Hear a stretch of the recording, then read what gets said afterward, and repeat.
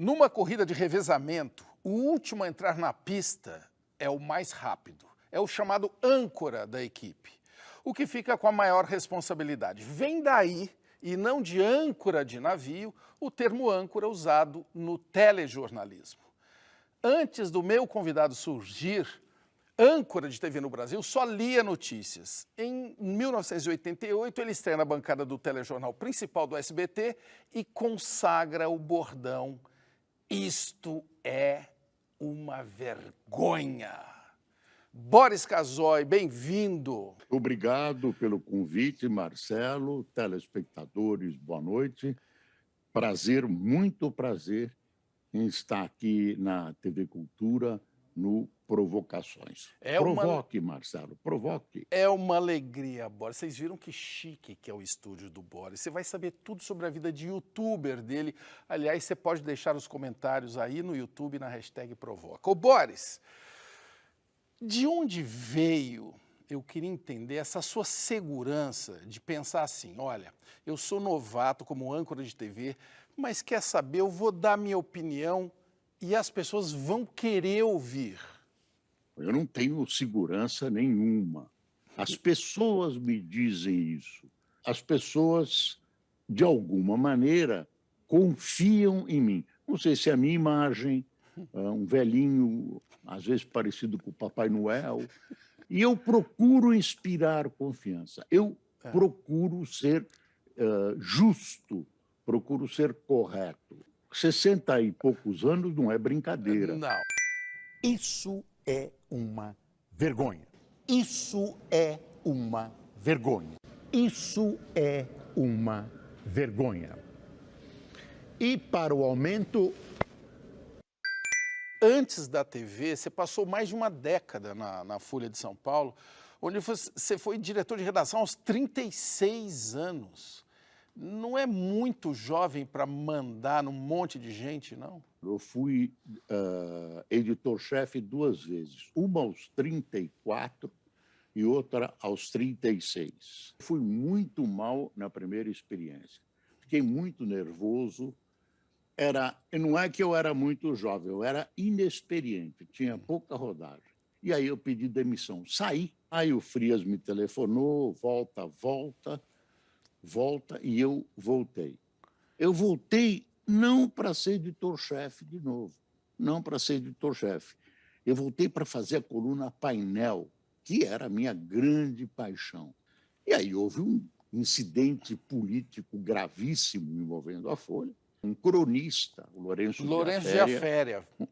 A Lei de Segurança e também já Nacional, se né, foi, foi usada contra ele. fez uma crônica ingênua, Herói Morto, Herói Posto, acho que se chamava a crônica, onde ele fazia uma comparação entre um sargento do Exército que, em Brasília, havia se atirado num posto de ariranhas, que é um bicho que parece uma foca, muito bravo, para salvar o menino que tinha caído nesse poço das ariranhas.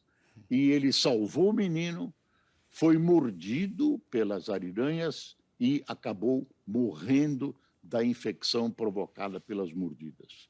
Alguém tinha sugerido, e o seu Frias adotou, uma tentativa de protestar contra a prisão do Lourenço de Aféria por causa desse episódio, com a publicação de uma coluna em branco, com o seguinte texto: enquanto o nosso companheiro Lourenço de Aféria estiver preso, nós vamos publicar essa coluna em branco. Publicou uma vez só. Você, contra o regime autoritário, não tem condições de agir porque você não tem armas. Naquele momento, o então presidente Geisel estava estava no meio de uma briga com o ministro do Exército, naquela época, Silvio Frota. O Silvio Frota era um extremista, visto como um extremista, e o Geisel ia conduzindo o que se chamava de abertura, que era a busca do restabelecimento das liberdades democráticas e de uma democracia. E houve uma ameaça de intervenção na Folha. Qual era a ameaça? Quem me relatou isso foi o próprio seu Frias. Ameaça, ele recebeu um telefonema do general Hugo Abreu, dizendo o seguinte: quem está falando aqui é o chefe da Casa Militar do presidente Geisel. Eu quero informar o senhor que, se vocês publicarem, e aí que foi o pretexto, mais uma vez, essa coluna em branco, nós vamos ter que tomar providências. O seu Frias, por pessoas amigas, bem postadas perto do regime, junto ao regime, ficou sabendo que essa ação seria prender ele e o sócio dele, o Caldeira, Carlos Caldeira Filho, que também já se foi, baseados não na Folha de São Paulo. Essa prisão não seria baseada na Folha de São Paulo, e sim no Notícias Populares. E aí ele ia ser processado e preso com culpas atribuídas à publicação de um jornal que tinha, supostamente, não tinha, em pornografia, não sei o quê, que a gente via aquilo, e os militares sabiam muito bem, como uma humilhação.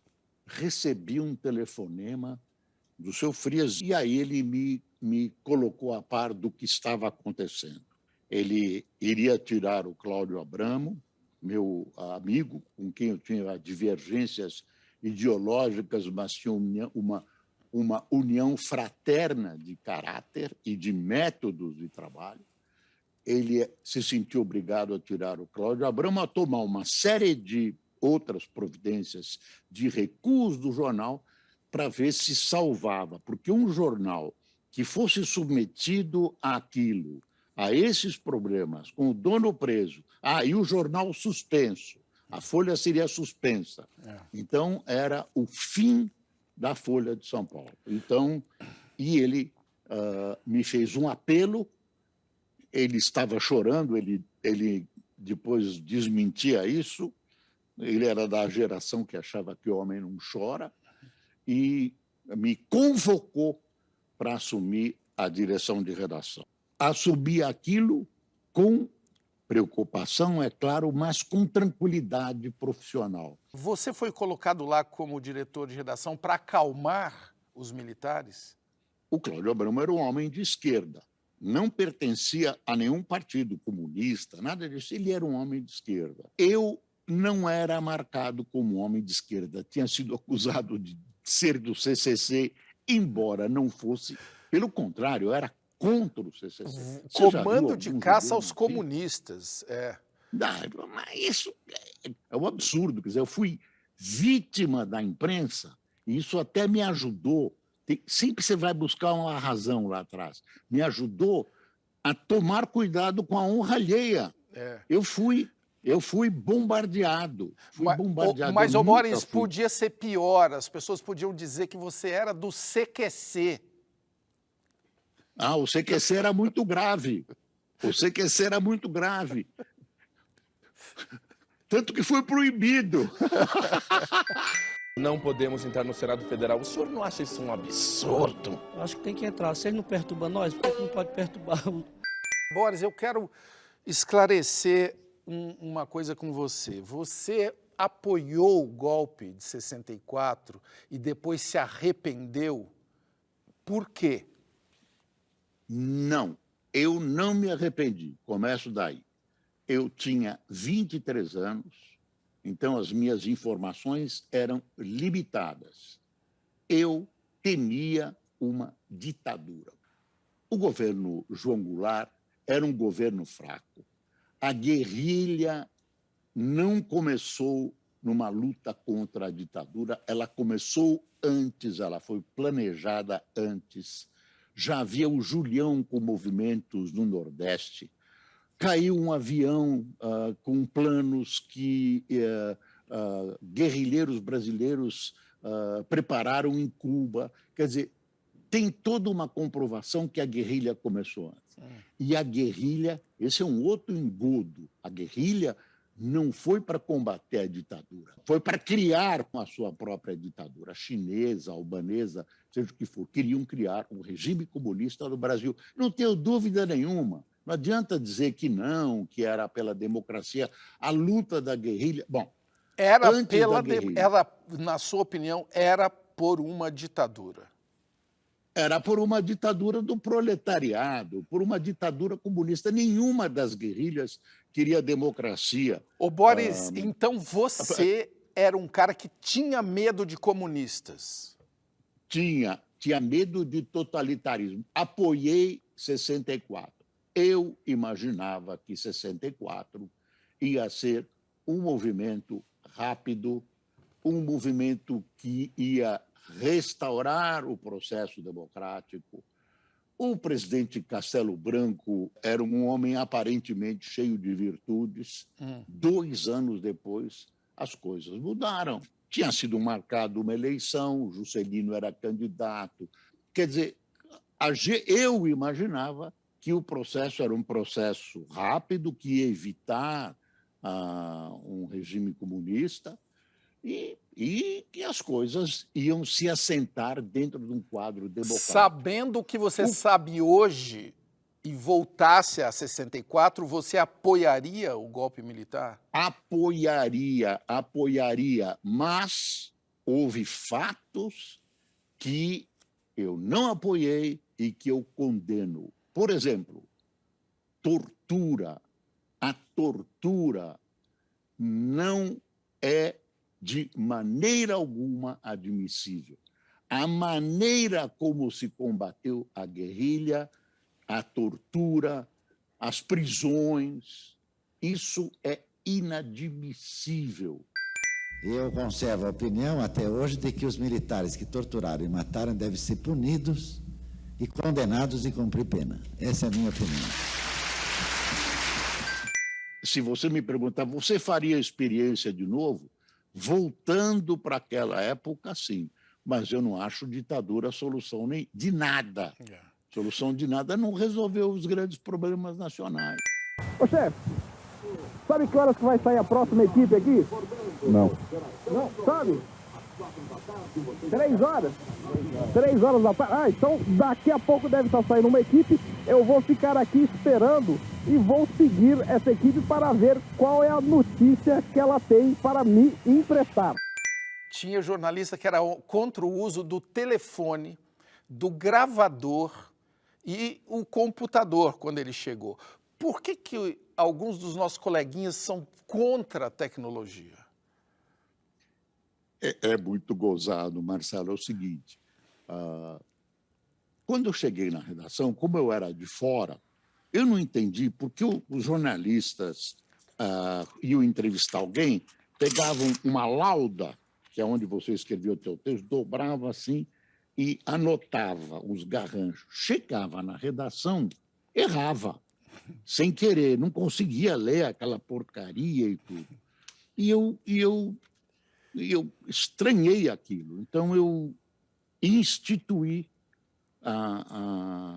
falei, um gravador, vamos levar um gravador. Olha, teve uma revolta. Teve uma revolta. Eu nunca na minha vida vi gente tão conservadora, agora nem tanto, como o pessoal progressista daquela época. Contra o gravador. Gravador não podia, porque você tinha que acompanhar o raciocínio. Eu digo, mas o gravador serve para você anotar. É a sua anotação sem erro. É a sua... Olha, foi duro implantar o gravador. Também usavam como argumento que o interlocutor teria medo do gravador, porque o gravador podia registrar alguma coisa que fosse bobagem. Outra coisa que eu implantei na redação, isso porque eu era de fora, porque eu vinha de um ambiente estranho, porque eu não ele não é de jornal, ele é de rádio. Por quê? O que eu implantei? Um sistema de ouvir as pessoas por telefone. Cada entrevista que você ia fazer, ouvir 10 palavras de um político, do secretário de Estado, tal, saiu um carro da Folha com o fotógrafo e o repórter que ouvia e voltava num trânsito já infernal naquela época. Então, instituiu uma As cabines bancada de entrevista. de telefones. Não eram cabines, era uma bancada simples, onde já havia na Folha um pessoal que recolhia noticiário, datilógrafos que recolhiam o noticiário dos correspondentes do país no interior. Mas o repórter jamais usava. Então, eu insisti nisso, as pessoas acabaram usando um pouquinho na marra, e o que me valeu o apelido de Boris Grambel. Me chamavam de Boris É um belo Grambel. apelido. Ô, Boris. Eu tinha inventado o negócio do telefone. Ô, Boris, você foi pioneiro em muitas coisas, inclusive no cancelamento. Eu não cancelei ninguém e não me senti cancelado. Eu me senti... foi um episódio na TV Bandeirantes, último dia do ano, eu substituindo o querido Boechat e apresentando o Jornal da Band, e, de repente, houve um problema técnico. Eu falei uma bobagem, vazou. Mega Sena, que será sorteada agora à noite, paga prêmio recorde no Brasil. Feliz Ano Novo! Feliz 2010! Que merda, 2 bicheiros, velho. Desejando felicidade do alto da sua vassoura. 2 bicheiros. O mais baixo da escala do trabalho. Algumas pessoas se revoltaram. A maioria delas desconhece a existência dos garis, mas elas se revoltaram, porque o gari realmente é um símbolo de pobreza, símbolo, e se solidarizaram, e aí eu levei pau, levo até hoje. O cancelamento seria assim uma censura do bem? Não, imagine. Cancelamento é uma das coisas mais idiotas dos tempos recentes. Dentre as idiotices, tem essa história de cancelamento. Primeiro, quem participa entra numa boiada, entra numa manada, não sabe nem por que está cancelando uma pessoa. Eu acho que isso é um modismo. Eu não me senti cancelado, a minha audiência não se moveu para baixo um ponto. Pelo contrário, as pessoas queriam ter uma curiosidade zoológica de verificar quem era aquele cara. Ô, Boris, vamos ver o que o pessoal quer perguntar para você aqui na internet. Vamos lá. Leonardo de Oliveira Brito Cacho. Boris, como você vê o atual jornalismo em termos de novas mídias em relação ao suposto mito da imparcialidade? Ser imparcial não é ser neutro. Essa coisa de eu sou de direita e esquerda ou eu sou de centro entre essa direita e esquerda é uma falsa colocação ou até um falso dilema. Eu acho que quem quer fazer um bom jornalismo ou quem quer fazer uma boa política tem que ter lado. Tem que ter Qual lado. que é o seu, Boris? Eu sou democrata ativo. Ativo? O que é democrata? Eu sou taxado de direitista. Isso é tudo muito complicado. Isso é tudo... A direita e a esquerda hoje estão muito... A verdadeira direita e a verdadeira esquerda. Não estou dizendo extremos. Uma se contamina da outra quando você quer... quando você busca o bem-estar da sua população. Eu amo profundamente este país. Eu procuro ser imparcial, mas tenho lado. A esperança como essa possibilidade de organização, né? Como saber que o futuro depende do que a gente faz dele no presente. E a imaginação política é talvez o atributo mais importante das classes oprimidas, das classes subalternizadas, porque é através da imaginação de um outro futuro possível que a gente o constrói. Como que é virar youtuber aos 80 anos? Olha que estúdio lindo dele, ele troca de câmera.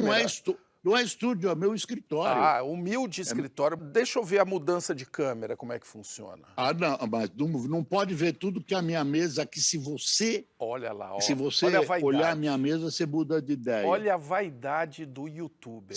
Não é vaidade, é pudor. Eu não quero agredir as pessoas. Mas você tem uma troca de câmeras pessoal ou eu estou mentindo? Não, é assim. Olha eu tenho duas câmeras que são duas máquinas fotográficas. Olha muito chique. Olha, eu mostro o jornal assim. Olha lá. Veja, essa é a manchete e tal. Aí fica essa câmera. Depois eu continuo conversando nessa. Você é o Roberto Marinho desse mesmo agora. Eu sou o Roberto. Olha, bela frase. Tá vendo? Vou me apresentar assim, Jornal do Boris, apresentado por Roberto Marinho de si mesmo. É o seguinte, eu sou dono do meu nariz, já imaginou? Ninguém vai te demitir, ninguém vai ficar enchendo. Nas emissoras que eu trabalhei, eu tive liberdade total, mas era uma licença. Isso. Licença é diferente de liberdade. Se o dono quisesse, ele me dava uma cacetada e me mandava embora. Aí agora não, você é o dono da bagaça. Agora não, agora... Eu sou dono, eu falo o que eu quero, todas as minhas loucuras, me divirto. Por enquanto eu estou conseguindo cobrir as despesas, mas eu acho que quando a situação do país melhorar um pouco, isso tá só eu vou conseguir subsistir. Claro. Eu não preciso de grandes fortunas. Ô, Boris, você tá aí, como sempre, inovando. E eu vou aproveitar, porque no próximo bloco, vou aproveitar toda a sua liberdade, porque no próximo bloco nós vamos passar o Brasil a limpo. Será que ainda dá tempo? Vai ser duro, hein? Será que dá tempo? Vamos tentar se colaborar aí com a hashtag Provoca.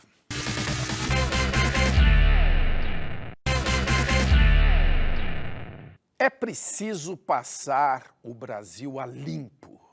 Que bordão, hein? Junto com isto é uma vergonha. Nós temos aí os fundamentos de uma, eu diria, de uma revolução, Boris. Você faz isso há mais de 30 anos, você fala esses bordões. A minha pergunta, adiantou? O que falta? Falta muito para passar o Brasil a limpo. Primeiro, o Brasil é um país socialmente injusto. Você vê que não precisa ser de esquerda para achar que o país é injusto. O país é injusto, é uma fotografia. Então, você precisa diminuir as distâncias. Se eu fosse presidente da República, eu ia abrir o meu primeiro discurso com 3 palavras: educação, educação, educação. A educação nivela as pessoas, faz as pessoas ascenderem socialmente, transforma as pessoas em cidadãos, não pessoas que precisam ser ajudadas, carregadas, subsidiadas, mas transforma em cidadãos. Depois nós precisamos, está tudo engavetado aí, de uma reforma tributária. Eu fico muito assustado quando se fala em reforma tributária e vem alguém do governo falar em CPMF, que é o imposto mais regressivo, mais cruel, mais violento, mais torturante que eu conheço. O pobre lá embaixo vai pagar a conta, mas isso precisa acabar. A gente já teve vários momentos de agora vai. Eu lembro que Collor, inclusive, foi um que veio para acabar com a corrupção, né? Depois, as manifestações de 2013, aí Lava Jato, aí teve impeachment, bom, antes, o impeachment do Collor, não, agora sim, impeachment da Dilma. Nos traga uma esperança, Boris. É possível? É possível. Nós estamos vivendo um processo. Isso é um processo. Você vê que tem uma tentativa agora, essa tentativa deu para trás, que é a Lava Jato. A Lava Jato, pela primeira vez, botou na cadeia figurões da República, altos funcionários, empresários corruptos e corruptores. Não me arrependo, dá para tocar o fundo a Edith Piaf, né? O Je ne me regrette rien. Eu acho que foi um trabalho importante e o valor desse trabalho é reconhecido pela população brasileira.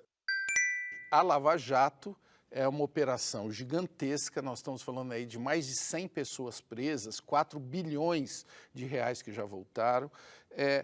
Teve erros flagrantes que já estão aí colocados. Basta esses erros para jogar tudo no lixo, Boris? Claro que não.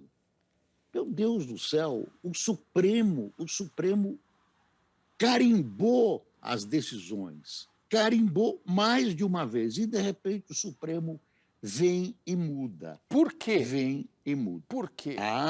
E ninguém sabe exatamente. Eu tenho uma sugestão. Eu imagino... Por favor, vamos te ouvir. O presidente Bolsonaro fez uma série de promessas. Ele tem atitudes que eu não sei o que se passa na cabeça dele, acho difícil saber. Ele tem atitudes que parecem uma ameaça autoritária ou totalitária. Ele projeta isso. Ele fala sem pensar, ele tem oposição à ciência, que é uma característica do autoritarismo. E eu acho que determinados setores da sociedade temem o presidente e temem muito mais uma reeleição dele. Não estou nem entrando, nem querendo saber se é bom, se é ruim, se ele tem razão ou não tem. A única pessoa que pode enfrentar hoje o senhor Jair Messias Bolsonaro é o senhor Lula, como estão mostrando. Então, nada melhor que ressuscitar essa figura também ultrapassada, que é o ex-presidente Lula. Ô Boris, o Lula, ele inovou nesse assunto corrupção, ou as empreiteiras sempre mandaram no Brasil? Não, as empreiteiras sempre mandaram no Brasil. O Lula, o governo dele, não procedeu diferente. A sociedade sabia o que acontecia. Setores da imprensa sabiam o que acontecia, achavam que a vida era assim mesmo. A diferença é que o Lula pegaram. Tinha uma reação da sociedade àquilo tudo que estava acontecendo e a incompetência do PT em governar, e aí pegaram o governo do PT. Essa é a diferença dele para essa é a diferença e que eu acho que revolta o Lula, porque ele sabe muito bem, sempre soube muito bem o que acontecia, e o PT, eu estou evitando dizer a palavra Lula, o PT se aproveitou de esquemas que já existiam, criativos, que já existiam e vinham sendo usados. A gente não pode ser ingênuo nessa história. Olha, Boris, a conversa está esquentando, tem gente querendo entrar. Olha aqui, Guilherme Capuço. Por que o povo não consegue ver outra coisa na presidência além de Lula e Bolsonaro? O que falta de fato para ver chance viável de uma terceira via? O sistema eleitoral começa lá embaixo. Nosso sistema eleitoral é uma farsa. Nossos partidos são uma farsa. Há partidos que se vendem, há partidos de aluguel, há partidos que peneiram em face dos seus interesses os seus membros. Onde começa a solução? É um processo, é tudo lento.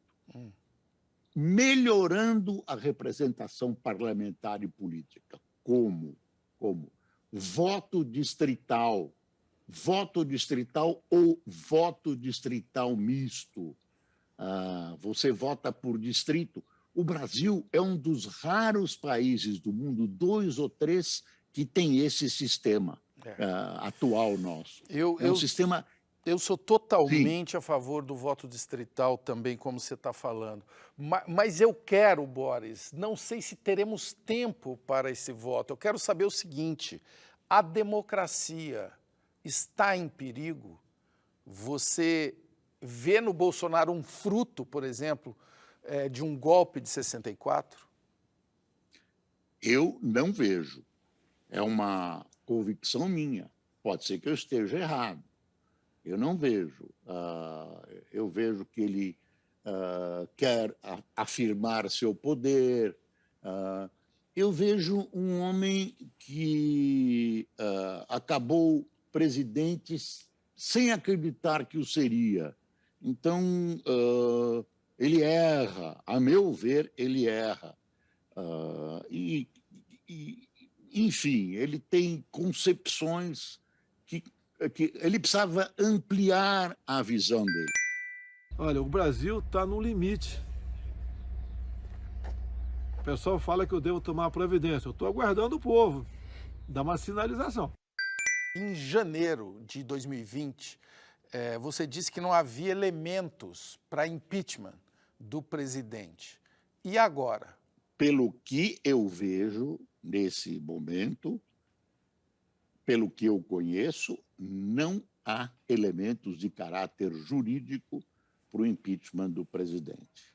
Por enquanto, o presidente Bolsonaro tem os seus 30% de popularidade. A popularidade dele está caindo por culpa também dele. A popularidade está caindo, mas ele ainda tem 30%. Então, ele estaria no segundo turno hoje. Estaria no segundo turno. Ele tem uma base sólida. Essa base, que é muito solidificada pelo Centrão, ela representa setores econômicos, diversos interesses se misturam no Congresso Nacional. Então, ninguém vai procurar o impeachment a não ser a oposição. A oposição do PT, que é a maior bancada da Câmara dos Deputados, é suspeita, porque ela quis o impeachment do Fernando Henrique, participou alegremente do impeachment do Collor. Veja, o Collor não sofreu impeachment, é um engano. Ele renunciou antes e foram imputadas a ele as penas do impeachment. Ele não sofreu impeachment. O Collor foi afastado da presidência porque o PC Farias, que era um subcontravice dele, comprou um Elba, uma porcaria de um carro naquela época, que me desculpe, a Fiat, para a mãe do presidente. Essa era a prova. Essa foi a prova material. O Collor agora é da base do governo Bolsonaro. Como está o seu país? O meu país está muito mal. Está vivendo uma pandemia. Teve 3, 4 ministros da saúde, já nem me lembro quantos. O presidente e os governadores não se entendem no único momento dos últimos anos que eles tinham que se juntar, governador, prefeito, e estabelecer uma política baseada na ciência para avançar. Isso prejudica a economia, isso está tirando o ânimo dos brasileiros, mas mesmo assim você olha para os números e vê que há momentos que o país quer subir. O governo do presidente Bolsonaro, não tenho nada contra ele, gostaria que ele acertasse o cheio. É uma tremenda confusão. Veja como... E ele tem uma visão ideológica dos anos 50, da ameaça comunista. Veja quem era o ministro de Relações Exteriores dele. Os recursos vultosos e imediatamente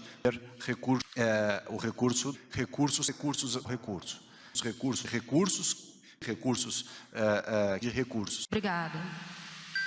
As brigas, você vai brigar com a China na hora que você precisa da China, vai brigar com a Índia na hora que você precisa da Índia, à toa. O presidente está muito preocupado com o perigo comunista.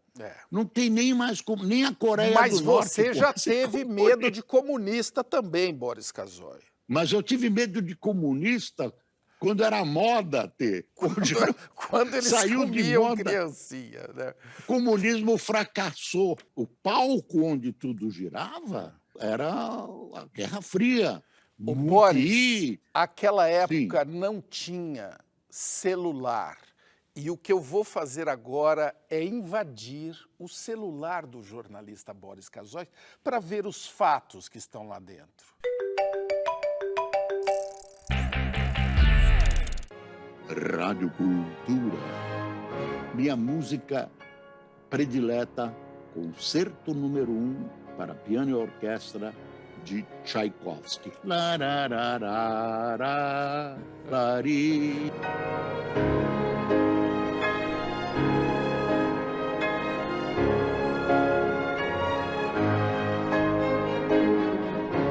Zezé de Camargo, Luciano. Minha vida é andar por esse país, pra ver se um dia eu descanso feliz, guardando as recordações das terras onde passei.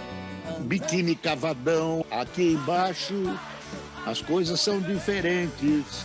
Eu sou o Zé Ninguém, aqui embaixo as leis são diferentes. Eu gosto de ouvir o Calbi, Conceição.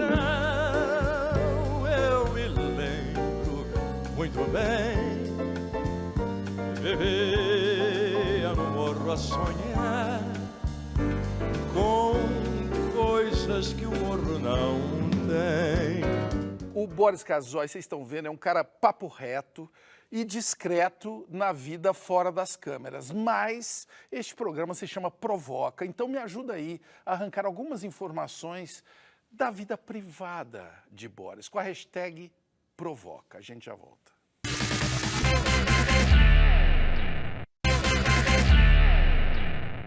O Jorge Luiz Borges celebrou a serenidade na velhice desta forma. A velhice, tal é o nome que os outros lhe dão, pode ser o tempo de nossa felicidade. O animal morreu ou quase morreu, restam o homem e a sua alma. Boris Casoy, 80 anos, você já encontrou a serenidade? Não, nem quero encontrar a serenidade. Acho que a serenidade é prima irmã da morte. Eu acho que a serenidade é necessária quando você está envolvido pela tormenta. Se a tormenta te aflige, você consegue manter alguma serenidade, você é um vencedor. E como se consegue isso? Eu procurei isso a vida toda, com experiência, com rodagem. E se você se mantém sereno na tormenta, você consegue superar a tempestade. Eu acho que eu nunca estive tão perdida na minha vida. Achei. Eu queria fazer um adendo que eu fiquei muito perdida. Eu dei 45 voltas e eu não encontrei como chegava em algum lugar. Com 80 anos, você faz um jornal todos os dias, de 30 minutos no YouTube. O que te anima para acordar? O que me anima é o seguinte: eu gosto do que eu faço. Eu gosto do que eu faço. Eu vou dizer uma grande bobagem. Eu pagaria para fazer o que eu faço. Não conte para os anunciantes, não conte para ninguém. Eu pagaria. Eu acho que você também, Marcelo Tassi. A gente gosta do que faz. Eu nunca venho para este microfone, para esta mesa, como nunca fui para uma emissora de televisão, rádio, jornal. Nossa, eu estou enfastiado, hoje eu não quero trabalhar. Nada, eu vou aceso, eu vou aceso. E tem mais, né, Boris? Você vai para um lugar agora que deve ser um alívio trabalhar, porque ninguém pode se intrometer no que você fala. Pois é, pô, eu estou feliz. Eu me perguntam se eu tenho medo da morte, né? Eu tenho pavor da morte. E eu sempre digo o seguinte, eu vou acabar morrendo, pumba, apresentando o jornal. Mas, por enquanto, Taz, eu não tenho tempo de morrer. Você é filho de judeus russos que vieram para o Brasil há quase 100 anos. Fala alguma coisa na língua do Putin? Eu não sei falar. Eu sei falar todos os palavrões que você puder imaginar. Por exemplo? Eu sei falar. Por exemplo? Não, eu não vou falar. Ué, mas em russo... Eu vou falar coisas bonitas. Mas em russo é cultura, não tem problema. Então eu vou dizer uma coisa que eles diziam, vá para o inferno. Idi chorto, vá para o inferno. Mas tem coisas bonitas. Yati bialubiu. Eu te amo, eu gosto de você. Russo é uma língua muito bonita, muito musical.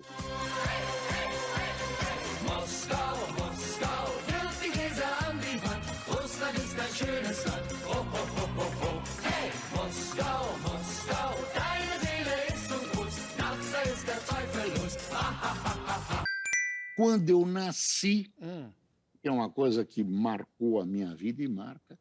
Eu sou gêmeo, eu tenho uma irmã gêmea, a Nina. Nós dois, com 1 ano de idade, tivemos paralisia infantil, poliomielite. 1 ano? Praticamente eu não andei até 9 anos. As crianças me chamavam de mula manca. Aquele tempo tinha bullying também, só que não chamava bullying. Criança, mula manca. Eu contava para minha mãe não tinha muita psicologia, ela chorava, eu me sentia culpado. Aí vocês fizeram uma cirurgia nos Estados Unidos e recuperaram o movimento. E como foi a sua vida depois disso? Você começou a perseguir aquele tempo perdido? Muito. Para a época, eu era quase um bandido. Por exemplo, ser bandido naquela época era jogar bola na rua. A polícia vinha, intimava minha mãe chorava, meu filho joga bola na rua.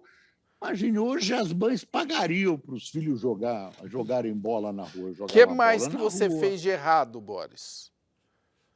Quase tudo. Eu era um moleque terrível. Eu brigava, eu apanhava, eu jogava bola. Dos 9 aos 17 anos, estudei mal. Aí, de repente, minha mãe insistindo, estuda, você não estuda. Aí, de repente, me deu uma consciência e eu resolvi estudar. Eu comecei a estudar, achava que eu estava doente. Você imagina como eu era. A mamãe está muito preocupada que você fica aí com os livros. Eu falei, eu estou estudando. Aí ela quis saber o que eu mostrei e tal. E aí eu mudei a minha vida. Comecei a ler, enfim. Mudei a minha vida. A polio te deu algo de bom? A polio não deu nada de bom. A polio mexeu muito comigo, tudo. Uma vez uma professora do Jardim da Infância virou para outros, coitadinho, sabe, coitadinho. Essa coisa é uma marca, né? Talvez eu entenda melhor o ser humano. Você está com 80 anos, invicto, nunca se casou. A sua solteirice é opção, convicção ou falta de sorte? Não, é acidente. Acidente de percurso. Agora não dá mais, né? Dá porque tudo funciona. Agora eu não quero.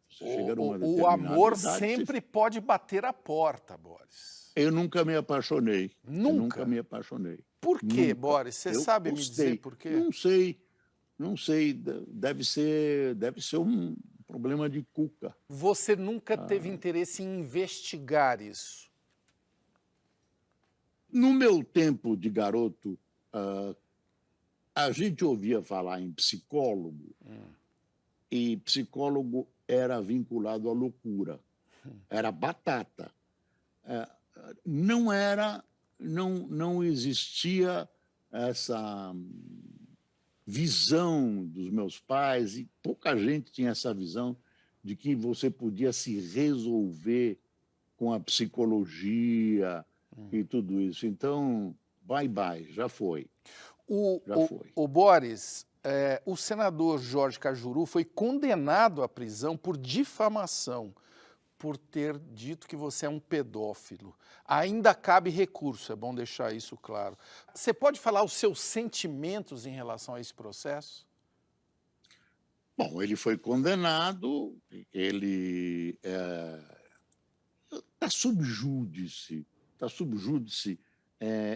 estou processando ele, são 2 processos. Ele tem mais de 100 processos por calúnia, injúria e difamação. E a difamação predileta dele é taxar as pessoas de pedófilo e as mulheres de prostitutas. Eu não quero fazer nenhuma consideração. A consideração que eu fiz é uma consideração objetiva. Ele hoje é um senador da República.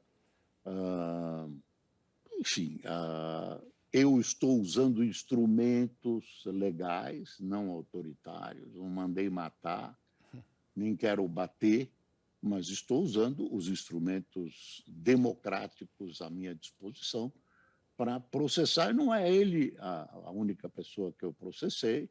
E estou processando. Imagino que ele vai ser condenado, porque não tem nem prova, nem evidência dessa injúria, calúnia e difamação. Boa noite, boa noite, boa noite.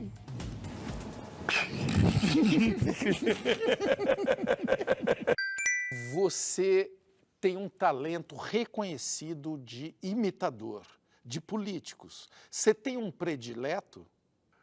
Imitava bem o Paulo Maluf, especialmente no telefone. Boris, querido, como vai? Quero dizer com toda tranquilidade que eu não vim aqui para assistir baixaria. Você já usou essa voz para obter informações? Usava vozes da seguinte maneira. Eu acho que não é ético fazer isso. Como é que eu resolvi essa questão ética? Era no regime totalitário, no regime autoritário, no regime militar. Havia segredos, o jornal precisava de um norte, muitas vezes, quando eu fui editor-chefe, o jornal precisava de um norte. E aí eu usei essas vozes para falar com quem? Ministro, como vai fulano de tal? Como vai você? Aí já mergulhou. Já era. O que está acontecendo? Estou preocupado. E aí vinha toda a resposta. Olha, claro, blá, blá, blá, ele blá, contou para o Maluf, né? Não, é você que está dizendo, imagine. Você que está dizendo, eu não estou identificando aqui quem é. Tem uma pergunta aqui agora que eu acho que você vai ficar muito abalado. Eles vão tocar num assunto muito difícil para você. O Micreiro pergunta da campanha do Parmeira no Mundial. Os FDP ganharam do Peixe só para ir passar vergonha lá longe. Ele está falando do seu time no Mundial. O meu time ainda não conquistou o Mundial e nem sei se vai conquistar. Há tempo, ainda há tempo. O Palmeiras é insuperável. Um campeonato a mais, um campeonato a menos, não é nada mesmo. Não resolve a vida e nem glorifica um time. Então, todo dia, quando o Palmeiras vence, o país, apesar das queimadas na Amazônia, amanhece mais verde. Nossa, essa foi digna mesmo. Alô? Das Casas Bahia? Beleza. Eu queria pedir um liquidificador. A marca Mundial. Tem não? Palmeirense. O Palmeiras não tem mundial. O Palmeiras não tem mundial. Não tem copinha, não tem mundial. Você acredita em Deus? Eu acredito em Deus e dispenso intermediários. Você está fazendo essa pergunta, é mais uma maldade da sua entrevista. Essa é a pergunta que você fez para o Fernando Henrique Cardoso e ele derrapou na pista e perdeu a eleição para prefeito de São Paulo. Ele acha que não foi por causa disso e eu ia sempre conversar com ele. Disse, olha, presidente, se o senhor fosse eleito, isso foi em 1985, e eu não tivesse feito essa pergunta, se o senhor não tivesse sido eleito prefeito, certamente o senhor não seria presidente da República. Então, eu acho que eu fui a pedra colocada por Deus do seu caminho para desviá-lo da Prefeitura de São Paulo e levá-lo à presidência da República. Aí agora você converteu o Fernando Henrique, porque, aliás... Então, e aí eu converti o Fernando Henrique e o Papa estava prestes a visitar o Brasil. Meu Deus. Então eu disse que ele tinha que levar o Papa até o SBT enfim, para me agradecer, porque eu era o único judeu do mundo que tinha convertido um presidente da República ao cristianismo. Que maravilha! Boris Casoy, o conversor de pessoas ao cristianismo que ficamos conhecendo aqui hoje, o que é a vida? Ah, meu filho, você quer me derrotar hoje. Eu não sou nenhum filósofo. É muito difícil definir. Eu não ousaria definir a vida porque ninguém sabe o que ela é. Enquanto isso, eu acho que ela deve ser vivida. A vida precisa ser vivida. Então vamos registrar isso numa autorreportagem, numa selfie.